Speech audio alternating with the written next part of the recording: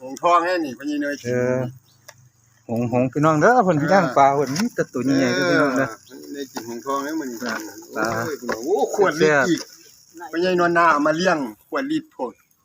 นั่นน่ะยายกินข้าวพุ่นน่ะได้ทวดเด้นี่เบียร์ทวดเด้นี่พุ่นน่ะเบียร์ตบตูดกับข้าวพร้อมยายนี่แน่นอนแท้ว่ามาย่าอำนวยได้ซะน่ะเงินนี่แหละเอาต้มผัดหมู่ห้องเพิ่นต้มผักกาดเอาก่อนคนโซนคนหนาวซั่นนี่โอ้ย ปิ้งปลาเสื่อมตัวใหญ่ๆเด้อพี่น้องเด้อพญาเนยเด้อนี่เปียวมานี่ปลาเสื่อม เพิ่นสิเปียวอีกบักโบกปลาขาวกับตัวบักใหญ่บ้านเดียวให้แห่นั่นลุงพญาเพิ่นได้4ตัวเนี่ยบักโบกนะฮะกินผักกินกับพุ่นน่ะกับหงมันสิบินได้หั่นแหละปลาหลายอยู่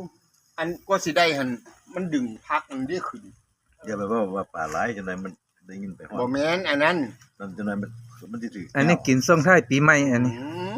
มันสิถือเอาอันนี้เขาอันประเคนไปสู่มันส่งท้ายปีใหม่ที่พี่น้องเอ้ยนี่อันพยาบาลว่าสปุตีนี่ว่าซั่นพยาบาลว่าเว้ยมันนั่นแปลวก่อนย่าแล้วค่อยได้กินกันลูกกินแล้วตัวนั่นเลยลูกชายเราบอกให้กันเรื่องของเราเนาะแล้วว่าเราอิ่มแล้วเฮ้ยเนาะแม่คุณไปบ้านนางวัว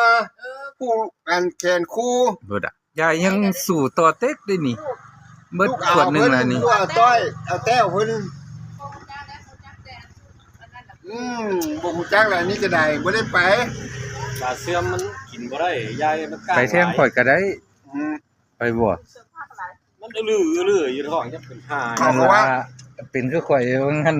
2มื้อคุณข่อยจะฟื้นแม่ตกเป็นไผใหม่ย้อนกินซับกันหลายโอ้ยเป็นไผเหล้ากับเบียร์กับเหล้าขาวนั่นล่ะตะก้อนพ่อบอกอูอยู่หั่นเนาะไปคำนั้นดอนเนาะก็หมอนี่เป็นไผว่าซั่นมันนางวัวกูฮู้จักบ่กูคนเนาะ